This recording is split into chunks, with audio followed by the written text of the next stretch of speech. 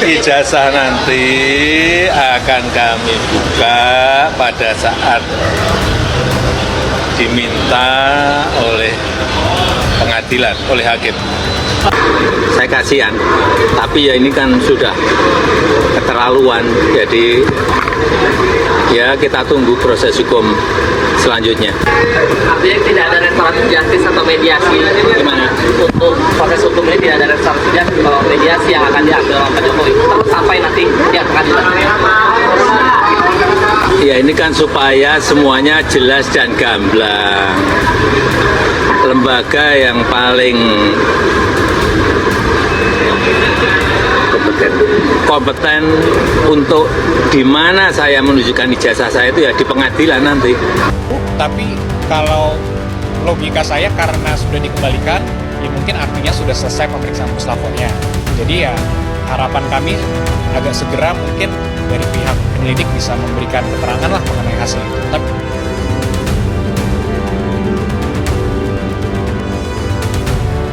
Jadi laporannya itu dugaan adanya penggunaan ijazah palsu. Jadi dugaan pemalsuan atau penggunaan ijazah palsu.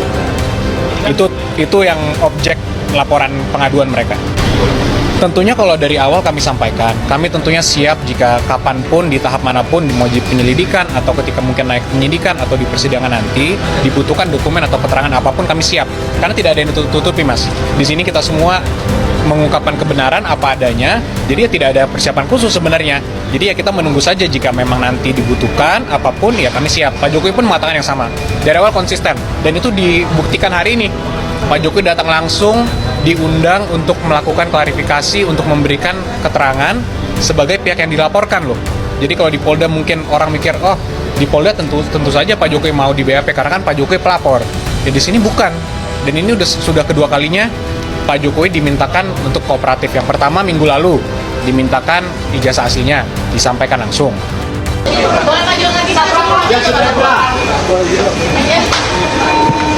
Baik, saya sampaikan tadi gimana Pak hasil pemeriksaan Pak? Handphone.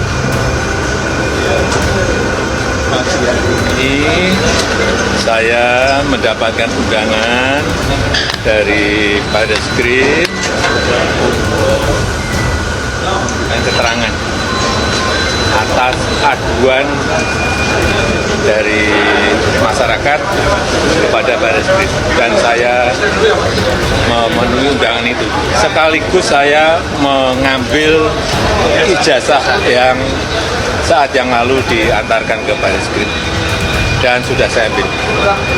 Apa saja Pak pertanyaan yang tadi diajukan oleh penyidik Pak?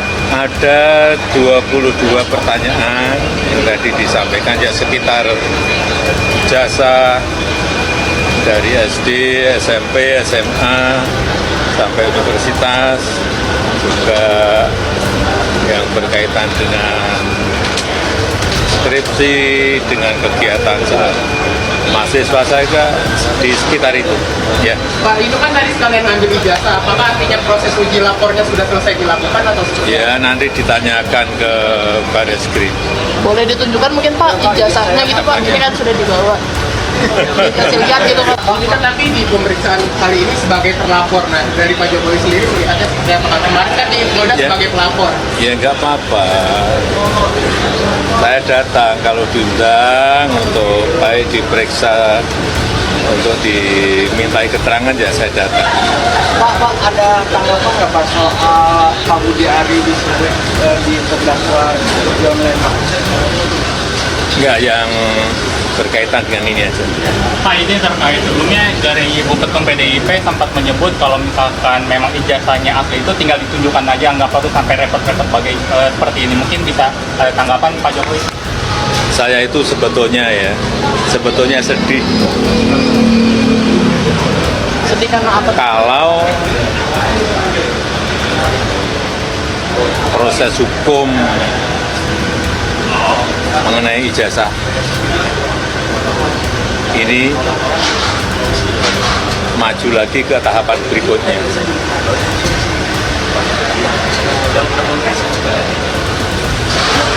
saya kasihan. Tapi ya ini kan sudah keterlaluan, jadi ya kita tunggu proses hukum selanjutnya. Ya saya rasa itu aja. Nah, ya mungkin isu-isu ini yang perlu kita luruskan juga ya Mas, bahwa sekarang juga ada narasi-narasi di media mengatakan adanya kriminalisasi atau adanya upaya-upaya untuk menjatuhkan orang-orang yang mengkritik. Ini perlu saya sampaikan di sini bahwa kriminalisasi itu kan ketika ada suatu perbuatan yang bukan merupakan tindak pidana atau tidak ada peristiwa apapun kemudian dijatuhkan tindak pidana di situ, dikenakan seakan-akan itu tindak pidana, itu kriminalisasi. Di kasus ini kan kalau menurut pandangan kami itu clear, perbuatannya ada semua, sudah kita laporkan juga. Semua itu sudah objeknya kita laporkan, saksinya ada, objeknya ada. Jadi semua itu jelas, masyarakat pun bisa lihat di sosmed semua tindakan-tindakan yang kita adukan, kita laporkan itu ada semua. Jadi kalau narasi-narasi yang seperti kriminalisasi itu sangat kita sayangkan lah, bahwa ini settingan, bahwa Pak Jokowi ingin menjatuhkan orang itu ke penjara, itu sangat tidak benar, menyesatkan, dan kita sangat sayangkan. Dan itu tadi Pak Jokowi juga sampaikan, beliau juga sedih sebenarnya kalau proses ini berlanjut. Dan itu kan sudah 2 tahun lebih Pak Jokowi diamkan, tidak ada sama sekali langkah apapun. Justru 2 tahun terakhir, 2 tahun dari sebelumnya Pak Jokowi sudah digugat dan sebagainya, kita respon kembali melalui jalur hukum yang ada juga. Buktinya sekarang ya, bukti-buktinya itu lebih mengarah kepada laporan Pak Jokowi yang diproses. Kenapa saya mengatakan begitu?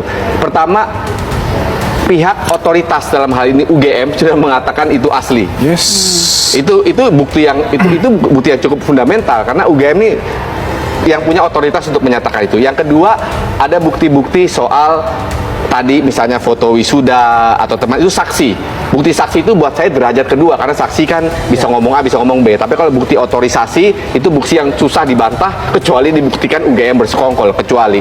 Itu yang pertama. Jadi kalau pertanyaannya mana kira-kira prediksi saya yang lebih gampang diproses, ya laporan yang di Polda.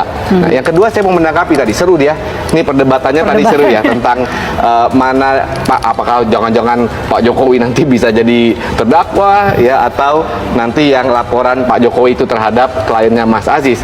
Jadi dua-duanya itu sangat punya kemungkinan ya ijazahnya itu dihadirkan. Kenapa? Pertama, konstruksi pasal tentang pencemaran nama baik dan fitnah.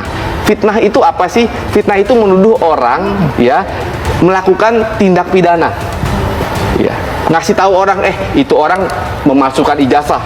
Nah, dalam hal untuk mematahkan tuduhan itu ya pasti mengatakan saya nggak melakukan tindak pidana kok. Kamu nuduh saya ijazah palsu, ini ijazah saya asli. Ini bukti-buktinya. Jadi mungkin di laporan Mas Aziz, di laporan teman-temannya Mas Aziz, ya mungkin juga karena itu langsung 263, 264 tadi. Jadi kalau pertanyaannya ijazah ini bisa dihadirkan di perkara yang mana? Dua-duanya bisa. Yang terakhir, kalau lihat perdebatan seru gini, restoratif justice kayaknya makin sulit ya, makin jauh. Dan yang paling penting lagi, kalau restoratif justice, siapa yang maafin siapa? Siapa yang mau damai gitu? Siapa yang mau karena kalah? kan ini konsensual, iya siapa yang maafin siapa yang minta maaf. Karena syarat utama dari restoratif justice itu adalah perdamaian. Ya konsensual, sepakat untuk berdamai. Kalau udah begini, susah kita memprediksi siapa yang mau maafin siapa. Udah susah lah itu terjadi. Gitu, Mbak.